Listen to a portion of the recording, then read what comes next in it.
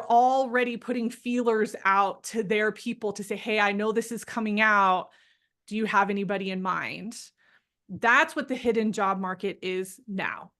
And Mm. so that position is still going to post. You likely still will have competition, but you're probably more guaranteed an interview because you're connected to somebody that could refer you into it early and get your resume pulled from the system. And this is very interesting to hear, and maybe we can even dive a bit deeper and segment some of these roles to, let's say, at least three categories. Like one would be those jobs that are kind of low skilled, Mhm. and probably companies don't even close those jobs because they need a lot of, I don't know, clerks, for example, right? Like they are onboarding one clerk after another because they know that after 6 months, the old clerk is gone. So they don't even Mhm. close those jobs. Then maybe there are some other jobs that come and go. You know, for example, we work often with software developers. So those jobs may open and close. And then there could be a third group, which is especially interesting to our audience of the IT executives, VP of engineering, CTOs. So is this third group also kind of on the hidden job market, or would you say like these jobs are also posted somewhere? So I would say that that third group, the executives, are probably where the hidden job market is most prominent because CEOs, high level, they know that a position is going to become available. Because when you're at that level, a lot of times when people decide to leave, they give usually a pretty lengthy time in between because they know that they need to hire somebody or maybe they need to be part of that, onboarding transition process and all of that. So a lot of times that person will start looking in their own network to refer Hmm. people, hey, I'm going to be leaving. You would be a good person. I want to refer you for my position. That happens so much. So at the executive level, I think the most important thing you have is your network because that's where you're going to get those personal referrals back and forth because that level is so important and there's such a high trust factor that the team ideally would want somebody to get referred in where they Hmm. already have a connection somewhere so that it's a little bit more of a seamless transition. Now, that doesn't always happen. It depends on the company, the industry, what's available and all of that. But I would say more often than not, the clients that I've worked with at that level, they knew somebody and somebody referred them into that position, got them connected. They will post those positions online, but to me, that's a formality. You're not necessarily going to see executives applying directly onto the website. They're connected already, and then doing that application process is a formality for them. Mhm. And it's very interesting that you say this because some of the executives we've been working with, they kind of wonder who to connect with. You know, should they start proactively reaching out to head of HR or chief HR officer or CEO or a founder, co-founder? But kind of based on what you just mentioned, the best person to connect with is the person who you would like to replace, right? Like the Yes. CTO, for example, for another CTOs. Yes. And honestly, that's the easiest network to build because you already have something in common. You probably already have connections in common or different professional associations, a variety of things. And so, really connecting with your peers and then people who are in those aspiring positions, it's not going to look out of place for you to connect with them or contact them at all. Well, this is a great insight, really, that probably people haven't really realized before they heard you say this. Awesome. Yeah. Awesome. So what is the kind of easiest way to build this network? Because some people in IT, and probably most of them actually are introverted, and the last thing they enjoy is to go to some networking event and start reaching out and shaking hands like, "Hey, I'm Michael. You know, what's your name?" Like that's super awkward in our community. So what are some other ways to build this network? Yeah. Okay. So I have to also speak from my experience because I'm also an introvert. And a lot of the clients I work with are introverted as well. And so this is something that I've spent a lot of time with because I think our personality types do have the hardest time with the concept of networking, because what it typically is go to an event and just talk to people, which, as you said, for introverts, that's not a good that's not a good thing for us. Very uncomfortable. We don't like it. So one thing that I would encourage people to do is find connectors in the network you already have. So these are people who are connected to a lot of people. I myself have a couple of different connectors in my network, and these are the people that you go to them and they know everybody. They know somebody who knows somebody. Like, they are just so well connected within the world of work, within life. Like, they're just that type of person. As an introvert, you have to have those people because they will recognize that you're not necessarily going to put yourself forward, but they will help pull you up. They'll pull you along, right? They're also a good buddy in those in-person networking events if you can get them there. So that's one thing I would do, is find those people that you already have that can be a connector for you, and meet with them regularly. So I would say at least 2 to 3 times a year. Take them to coffee, take them to lunch, do a phone call just to stay abreast of what everybody's doing, what they're doing, what you're doing, just so that you're top of mind for them. The other thing that I would consider, especially as an introvert, but this is for everyone, is using LinkedIn. And I know, it's like, oh yeah, okay, everybody says use LinkedIn. Honestly, especially if you're at the executive level, you are a thought leader. If you're at that level already, you have opinions, you have thoughts, you've been in the industry for a long time. You want to start using that voice, because the more that you use that voice, the more exposure you will get.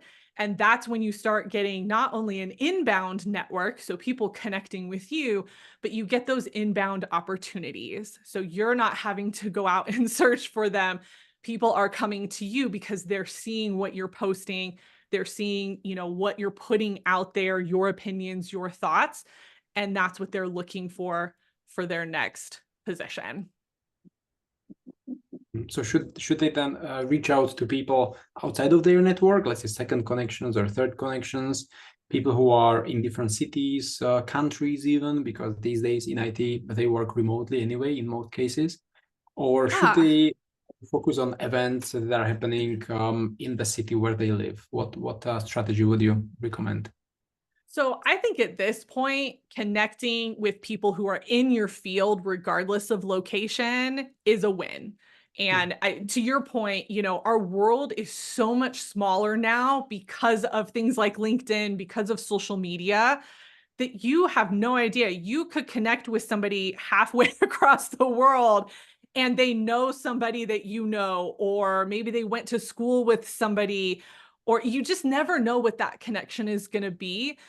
So while some people are very protective of their network on LinkedIn, and that's absolutely fine, you also want to consider how expanding that network is going to help you expand in terms of opportunities. Mhm. I will say for in person, so if you are somebody that wants to stay in your area, then absolutely target, different people and organizations within your area if you want to, work in person and all of that. LinkedIn is still a good place to do that because you can target by location. So And what would you suggest to people who know this is important? They say, oh, wow, this is such a great advice. I should start doing it. I probably heard about this already 5 times in the last 2 years, but I still haven't done it. Like, how do they go from like the knowledge to action? I think sometimes they have to see the return on investment for the time. And I will be completely honest, that looks different for everyone.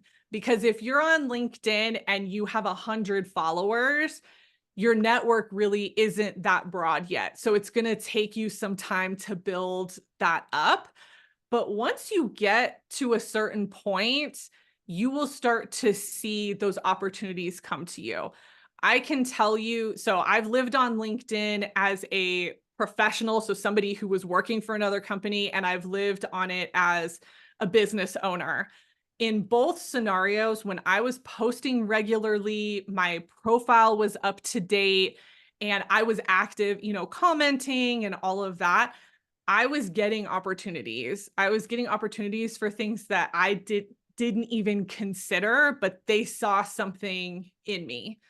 Mm, As a business owner, most of my opportunities that have come to me in the last handful of years has been because I'm active on LinkedIn and I'm using my voice and I have a distinct voice. And so I think, especially at that executive level, you have a voice, you have an opinion.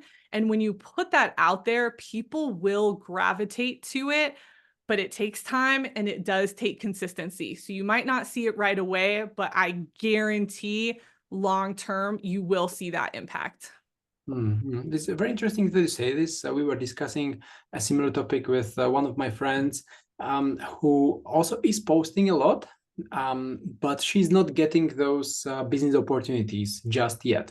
And we were Mhm. kind of just wondering, and we didn't come to any conclusion. Like, why is that? There are some professionals, for example, in the IT space, for example, consultants who have very clear kind of connection between what they post about, let's say, the latest technology and them being consultants. So they get job Mhm. opportunities to do consulting in IT. But this friend of mine, the business owner who posts about um, sometimes kind of random posts, sometimes about woman empowerment, etc. Like, she doesn't get the opportunities despite she has lots of engagement. So how to handle this kind of discrepancy between, on one hand, being very straightforward, hey, this is what I do, reach out to me if you need my services, and Mhm. then in the business world, it's probably sometimes harder to comprehend. Yeah, so I'll be honest, that's a loaded question. We could probably spend a whole another session on, but I will say this is based on my experience, is those opportunities have come within the network that I've built. So if you're not getting the response, then that tells me that the network that you have built probably isn't the audience that you're trying to sell to. So for example, when I was working, my connections were predominantly higher education because that's where I came from. I worked in career development for many years in higher education. So that's what my network looked like. It took me, honestly, probably a year or so, maybe a little bit longer, to shift my audience and my connections to be my ideal clients and who I wanted to be connected to. So I still have the higher ed connections because that's still part of my past and my background. But now I'm connected to a ridiculous amount of recruiters. I'm connected to a lot of hiring managers. I'm connected to a lot of HR people because I learn from them, right? And that's who I want to be connected to as a career coach. But I also get a lot of job seekers that follow me and people who are my ideal clients because they see the type of content that I'm posting.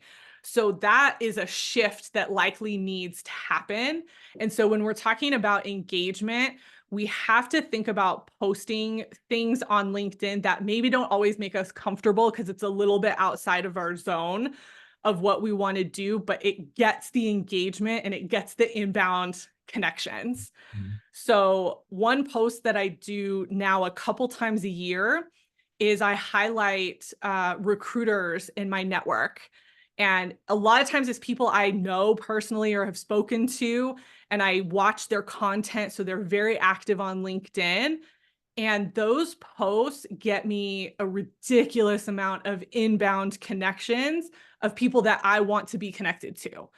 And Mhm. so that is what has worked for me. And so that's what I would encourage people to do. If you're trying to find a certain type of audience, you have to figure out the post that's going to engage them and get them to get connected with you because they see you as a person of value. Well, that's so true. We may have 100 likes under a post that is trending, 10,000 impressions, but no business out of it. or a very well targeted audience, as you suggest, of the ideal customer who will be selling some purchasing some services from us. Very interesting. Yeah, like we need to think strategically. So it comes down to also posting frequently. So to the, let's say, CTO or VP of engineering, would you suggest they post in certain schedule, or have you seen with your clients like posting ad hoc? Is that's easier? Maybe that brings the same results or similar results. Like, would you suggest any particular schedule? So honestly, LinkedIn is the wild, wild west to me in terms of posting. I think you can post at any day, at any time, and it's either going to get the engagement or not. I know because I've been posting so much and I've posted for so long and like different times a day and all of that. I know which days will usually do better and about what times will do better for my post based on my audience. And so the more that you post, the more that you'll see that cadence. Like for me, Mondays are terrible. I never post on Mondays. And I think that's because my audience is at work and they're in it, you know. But when we get to like Wednesday, Thursday, Friday, everybody's a little more, you know, oh, let's jump on LinkedIn for a little bit, you know, before we start our day. And so that has worked well for me, but it might look different. You know, I have friends who post in the evenings and on the weekends, and that's when they get their most engagement just because of how their network is built up. So that's really a trial and error based on your following. Well, it just reminds me one post, beautiful post that I crafted. I spent 2 hours on it, and like zero engagement. 200. I have been there. And that's the worst. I think that's when social media becomes very frustrating, you know, when you know you have something good to say and you know it's a good post and it absolutely flops. And then you have to sit there and go, okay, was it the day? Was it the timing? Was it the topic? Is there something else going on? I think this is also good, especially for the CTOs and all of that. If there is something happening in your industry, so there's some kind of breaking news or something going on and you're not responding to it, that's an absolute missed opportunity. So that's when you have to vary your content between planned and intentional content and responding to what is happening in the moment so that you are relevant and it doesn't seem like you're ignoring what's happening in the world. It's very cool that you mentioned this, because there are sometimes these videos, I mean posts with videos that are very cool. Sometimes they mention new technology or a self-driving car or whatever, and often I'm kind of wondering, where are these videos coming from? Because it's some influencer posting them, but there is no way they would go out there to record the video, so they must download it somewhere or purchase it somewhere. Like, is there any database, or how do they get it? Oh, I mean, there are so many places that you can get content like that. I know I use Canva if I'm looking for I call it B-roll video. So something that's specific to what I'm talking about. Canva has that option, but there are so many places that you can, purchase photos, purchase video. You can also repost. So if you do see somebody that has a video and you want to respond to that in a post, you can repost what they already have. So you don't have to recreate anything. Yeah. Awesome. Well, it's kind of strange that we are talking about posting on LinkedIn in the context of career development, but it actually requires the person to become a thought leader in order to get those really good job opportunities. So that's a nice bridge to what we were kind of discussing at the beginning. And what are some other tips that you would recommend to people who would like to get more and better opportunities, especially in the IT space? Some of the VP of engineering or CTOs, they may be planning to change their jobs in 6 months or 12 months, and they are busy at work. So too much time, but at the same time, they see that they would like to get some better opportunities in a year. Yeah. So one thing I would not overlook are things like conferences, and events connected to professional associations within your industry or within your function. I think these are opportunities that are really targeted. You're going to be in the room with people who are like you, who are in a similar space as you, and you just never know what conversation is going to lead to, right? I think when we get in a space with people who are like-minded, it's so much more comfortable for us. Even as an introvert, I love going to conferences because I know who's going to be there. And so one of my strategies as an introvert is a lot of times you will see a list of either the speakers or the attendees, and I will go through that list and I will look for people that I want to intentionally connect with, or maybe I've seen an opening at their company or something like that. And I will connect with them in advance of the conference and say, hey, we're going to the same conference. I'd love to meet up. Or are you going to this session? Something like that. For an introvert, having that intentional connection is so much easier because those conferences, they always have the mixers, they always have, those networking times. And that's fine if you have your extroverted connector friend with you. But if you don't, then do that pre-planning and be intentional about who's going to be there. But even if you don't have time to do that, you're still with like-minded people. So the conversation is still going to come more easily than it would if you were in maybe a general networking event in your town or something like that. And what would you recommend to someone who would like to go for such an event or a conference? They do the research, then it's the big day when they are supposed to walk through the doors. They enter the room and then they sit somewhere and then they sit in the row for the whole day, and then they are afraid to just stand up and shake hands with other fellow CTOs. Like, how to overcome this fear of networking? Oh my gosh. I think some of that is so much of our internal work, right? Like that's us recognizing what is the actual barrier to what is happening. I know for me, it was fear of rejection. I didn't want somebody to, just ignore me if I didn't to talk to them. But I find that especially when you're in a session, there's content and information coming at you at the same time as everybody else. So now you have a baseline of something that you can talk about that doesn't make the conversation awkward. So even if I sit, because I don't really like to sit right next to somebody, somebody's right in my vicinity or something like that.